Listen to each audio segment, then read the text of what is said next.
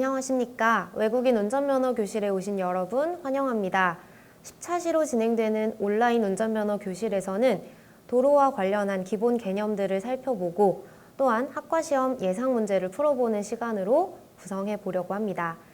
우선 첫 번째로 다뤄볼 주제는요. 운전면허 및 도로의 기본 개념입니다. 운전면허란 스님들이 현재 보고 계시는 이 사진 속에 담겨져 있는 내용이라는 걸 알고 계실 텐데요. 보통 면허는 자격과 달리 행정기관이 특정 자격을 할 수 있는 권한을 부여하는 것이기 때문에 면허가 없다면 운전을 할 수가 없습니다. 또한 이 면허를 부여받은 운전자에게는 이 면허를 유지할 책임이 따르게 된다라고 생각하시면 되겠습니다. 다만 그 책임을 다하지 못했을 경우 벌점이 부과되거나 면허 정지나 취소 처분이 내려질 수 있다는 점 기억해 주시면 되겠습니다. 즉 면허는 취득하면 끝이 아니라 바로 시작이다 라는 점을 생각해 주셔야겠습니다. 도로의 기본 개념으로 넘어가 볼 텐데요. 그림을 통해서 하나씩 살펴보도록 하겠습니다. 크게 도로는 차도와 보도로 구분됩니다. 또한 차도는 차선에 의해 차로로 나누어지게 되는데요. 이 차량들은 차로를 지켜서 운전하도록 하고 있습니다.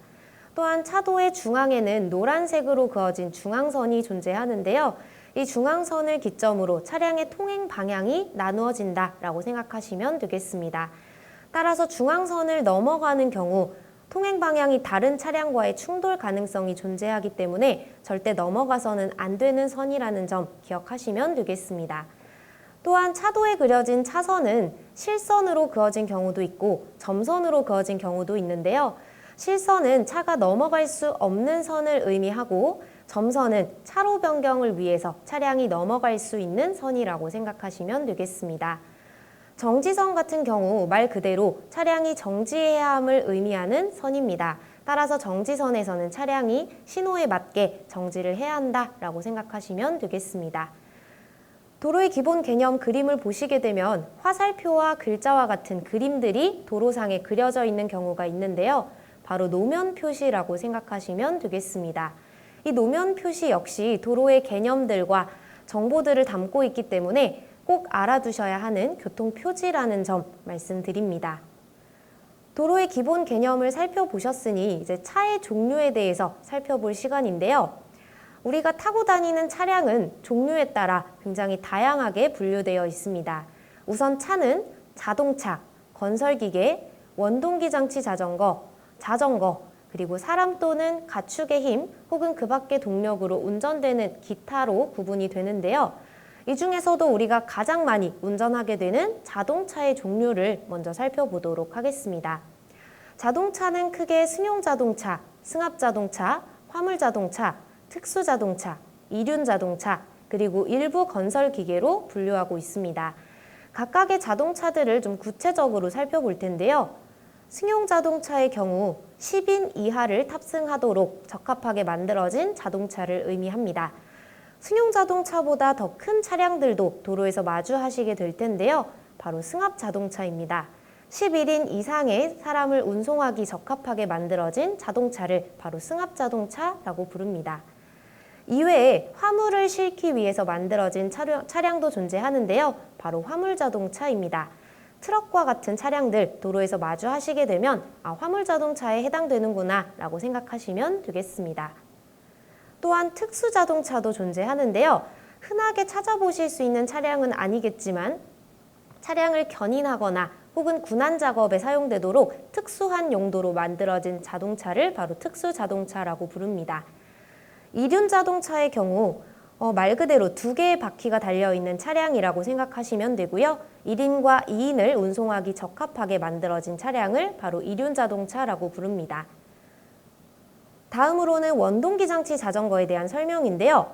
앞서 보셨던 이륜자동차 가운데 125cc 이하의 배기량을 가지고 있거나 혹은 전기를 동력으로 하는 경우에는 11kW 이하로 운송되는 차량이 바로 원동기 장치 자전거라고 생각하시면 되겠습니다. 이 원동기 장치 자전거는 자동차에는 해당하지 않지만 자동차 등으로 따로 분류가 된다는 점 기억해 주시면 되겠습니다. 한 가지 더 살펴보실 텐데요. 바로 개인형 이동장치입니다. 앞서 보셨던 원동기 장치 자전거 중에서도 시속 25km 이상으로 운행할 경우 전동기가 작동하지 않고 또한 이 차체의 중량 자체가 30kg 미만인 경우라면 개인형 이동장치로 따로 분류합니다. 최근 도로에서 많이 보시게 되는 전동 킥보드나 전동 휠이 바로 이 개인형 이동장치에 속한다고 생각하시면 되겠습니다. 개인형 이동장치와 같은 경우에는 자동차 혹은 자동차 등에 속하는 운송수단은 아니지만 자전거 등에 속하는 운송수단이라는 점 기억해 주시면 되겠습니다. 간단하게 도로의 기본 개념과 차의 종류를 좀 살펴보셨는데요. 이제 문제를 통해서 이 기본 개념들을 파악해보는 시간을 갖도록 하겠습니다. 첫 번째 문제부터 살펴보도록 할 텐데요. 도로교통법상 연습운전면허의 유효기간을 물어보는 문제입니다. 연습운전면허 아마 처음 들어보시는 분들도 계실 텐데요. 운전면허를 취득하는 과정 중에 학과시험에 합격한 이후 장래기능시험까지 합격하시고 나면 연습운전면허증이 부여될 텐데요. 이 연습운전면허증이 있으셔야만 도로에서 주행을 할 수 있다라고 생각하시면 되겠습니다. 도로주행 시험에 응시하기 위해서 필요한 수단이 바로 연습운전면허라고 생각하시면 되는데요. 이 연습운전면허의 유효기간은 받은 날로부터 1년 동안 유효합니다. 따라서 정답은 2번을 골라주시면 되는 문제인데요. 즉 1년 동안 운전에 대한 연습을 충분히 하신 이후 도로주행 시험에 응시하셔서 운전면허 취득을 완료하시면 된다라고 말씀드립니다. 따라서 이 문제 2번을 골라주시면 되는 문제입니다. 다음 문제로 넘어가 볼 텐데요. 도로교통법령상 제2종 보통면허로 운전할 수 없는 차량을 고르는 문제입니다.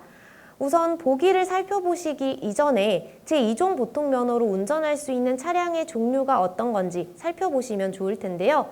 우선 승차정원 10인 이하로 타실 수 있는 승용자동차 혹은 승합자동차를 운전하실 수 있습니다. 또한 총 적재 중량 4톤 이하의 화물자동차를 운전하실 수 있고요. 총 중량 3.5톤 이하의 특수자동차를 운전하실 수 있습니다. 다만 군안자동차는 제외된다는 점 기억해 주시면 되겠습니다. 따라서 문제의 정답은 쉽게 1번을 고르실 수가 있으실 텐데요. 승차정원 10인 미만의 승합자동차, 그리고 승용자동차, 적재 중량 2.5톤 이하의 화물자동차는 제2종 보통면허로 운전이 가능합니다. 하지만 1번 보기에 해당하는 군안자동차를 운전하기 위해서는 제1종 특수면허가 필요하다는 점 확인하시면 되겠습니다. 세 번째 문제로 넘어가 볼 텐데요. 자동차 관리 법령상 승용자동차는 몇 인 이하를 운송하기에 적합하게 제작된 자동차인가? 라는 문제입니다. 앞서 개념 설명드렸던 내용을 기억하신다면 쉽게 푸실 수 있는 문제일 텐데요. 바로 보기 1번에 해당하는 10인 이하를 운송하기 적합하게 제작된 자동차가 바로 승용자동차라고 생각하시면 되겠습니다. 흔하게 보시는 승용자동차의 경우 5인 이하를 운송할 수 있는 차량들이 대다수인데요. 자동차 관리 법령상 지정하고 있는 승용자동차의 정의에서는 10인 이하까지 운송할 수 있도록 정하고 있습니다. 11인 이상으로 넘어가게 될 경우 승합자동차에 해당된다는 점 기억해 주시면 되겠습니다. 네 번째 문제로 넘어가 볼 텐데요.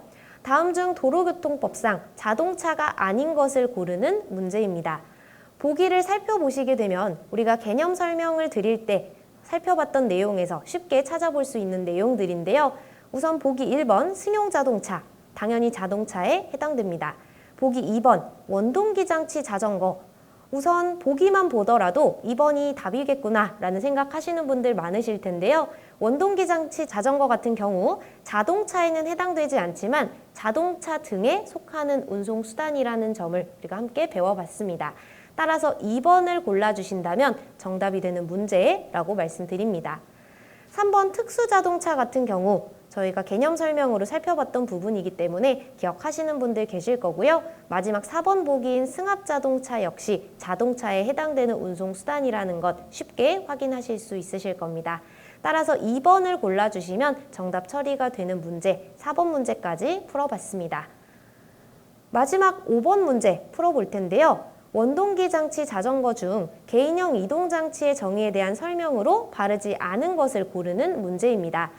보기가 조금 길기도 하고 내용이 어려운 단어들이 들어가 있기 때문에 조금 어렵게 느껴지실 수 있을 텐데요. 하지만 개념 설명 들으셨던 부분을 기억하신다면 쉽게 푸실 수 있는 문제입니다. 보기 하나씩 살펴보실 텐데요. 1번 보기 먼저 보도록 하겠습니다. 오르막 각도가 25도 미만이어야 한다라는 문장으로 구성이 되어 있는데요. 이 내용 개념 설명 드릴 때 제가 따로 드리지 않았던 내용이라는 것 기억하실 겁니다. 따라서 1번을 쉽게 고르실 수 있는 문제가 될 수도 있을 텐데요. 나머지 보기들도 먼저 살펴본 이후에 정확한 정답을 골라보도록 하겠습니다. 보기 2번, 차체 중량이 30kg 미만이어야 한다라는 문장이 보여지는데요. 바로 살펴보셨던 내용에 해당되는 사항입니다. 원동기 장치 자전거 중에서 차체 중량이 30kg 미만이라면 개인형 이동장치에 속한다라는 내용 기억하신다면 2번은 답이 되지 않는다라는 것 기억하실 수 있으실 거고요. 3번 보기 넘어가도록 하겠습니다. 자전거 등이란 자전거와 개인형 이동장치를 말한다라고 기재되어 있는데요. 제가 따로 설명드린 부분에는 개인형 이동장치는 자전거 등에 속한다라는 내용만 살펴보셨는데 당연히 자전거 역시 자전거 등에 속하는 운송수단입니다. 보기에 나와 있는 3번 보기 역시 이 개인형 이동장치의 정의에 대한 설명으로 바르다라고 말씀드립니다. 4번 보기 살펴보실 텐데요. 시속 25km 이상으로 운행할 경우 전동기가 작동하지 않아야 한다라고 되어 있는데요. 개인형 이동장치에 대한 설명을 드릴 때 나왔던 내용과 해당되는 내용이기 때문에 4번 역시 정의에 대한 설명으로 바른 내용입니다. 따라서 바르지 않은 것을 고르는 이 문제의 정답은 해당되는 내용이 아닌 1번 오르막 각도가 25도 미만이어야 한다라는 내용이 되겠는데요. 1번을 골라주신다면 정답 처리가 되는 문제까지 풀어보셨습니다. 도로의 기본 개념과 차의 종류를 살펴보셨고요. 또한 이러한 기본 개념에 해당하는 문제 5문제 정도를 같이 풀어보셨는데요. 기본적인 개념들을 숙지하고 계신다면 크게 어렵지 않은 문제들입니다. 5개의 문제밖에 풀어보지 않았지만 더 많은 예상 문제가 수록되어 있기 때문에 문제를 풀어보시기를 권장드리면서 1차 시 운전면허와 도로의 기본 개념에 대한 내용은 여기서 마무리하도록 하겠습니다. 수고 많으셨습니다.